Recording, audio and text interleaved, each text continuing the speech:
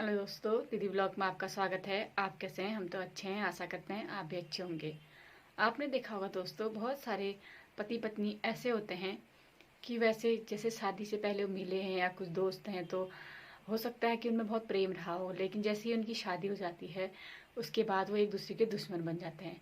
इसका main reason होता है दोस्तों, जो कि हमारी कुंडली के सप्तम भाव से इसका सीधे संबंध होता है। अगर किसी की कुंडली में सप्तम भाव में अगर क्रूर ग्रह बैठे हैं, जैसे मंगल, शनि, सूर्य, तो राहु, केतु, आप देखेंगे कि उनकी मैरिज लाइफ जो होती है बहुत ही टेंशन भरी होती है। चाहे वो बाहर से कितने ही अच्छे दिखाने की कोशिश करते हैं, लेकिन वो अपनी शादीशुदा जिंदगी में इतने दुखी रहते, इतने परेशान रहते हैं कि हम सोच भी नहीं सकते हैं। क्योंकि हर कोई चीज़ें ऐसी होती हैं जो हम बाहर नहीं बता सकते, लेकिन उनमें हमेशा दूरियां बनी रहेंगी, चाहे मन से हो चाहे तन से हो। आप देखेंगे बाहर से दिखने में तो लगेंगे अच्छे हैं, लेकिन अंदर उनके बीच में हमेशा कलह बनी रहती है। और वहीं पर अगर कोई कपल ऐसे होते हैं, अगर किसी का सप्तम में शुक्र बैठा है, चंद्र बैठा है या बुध, तो ये शुभ ग्रह होते हैं। बृहस्पति शुभ ग्रह होता है, शुक्र।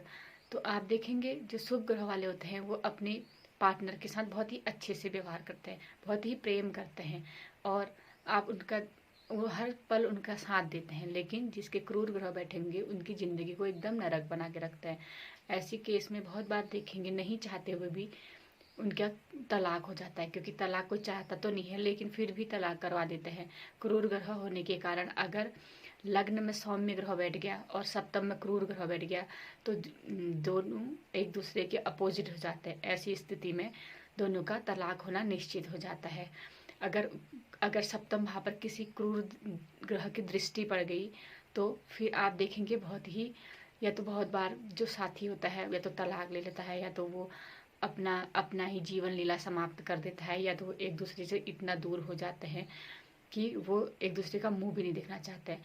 लेकिन आप देखेंगे बहुत सारे ऐसे भी होते हैं, उनमें उन्हें पता है कि गलती भी किसी की नहीं होती, लेकिन दोनों में ऐसा ईगो होता है कि वो झुकना नहीं चाहते। इसका मेन रीजन होता है, अगर सूर्य और शनि बैठ गया कहीं सप्तम में तो आप देखेंगे दोनों एक दूसरे को चाहे मन से चाहेंगे लेकिन वो झुकना पसंद नहीं करेंगे। ऐसी कंडीशन में बिना लड़ाई झगड़े के भी उनके तलाक होने के बहुत अधिक चांसेस रहते हैं। इसलिए अगर किसी की जीवन में ऐसी समस्या हो जाती है बार बार, तो आप अपनी कुंडली को दिखाएं।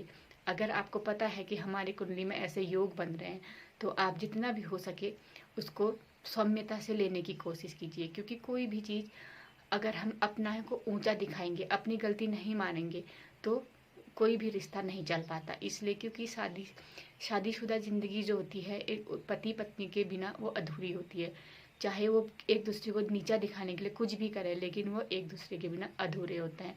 इसलिए हो सके तो आप अपनी कुंडली को दिखवाइए, और हो सके कभी कभी हमारी बच्चों की कुंडली की वजह से भी हमारी जीवन में समस्याएं खड़ी हो जाती, आप उनके भी कुंडली को दिखाइए। बहुत सारी चीज़ें हम नहीं जानते हैं तो हम उसको गलत कदम उठा देते हैं, फिर उसके बाद पछताते हैं। अगर आपकी मेरी जानकारी अच्छी लगी तो लाइक सब्सक्राइब जरूर करें, शेयर करें, धन्यवाद, कमेंट करें।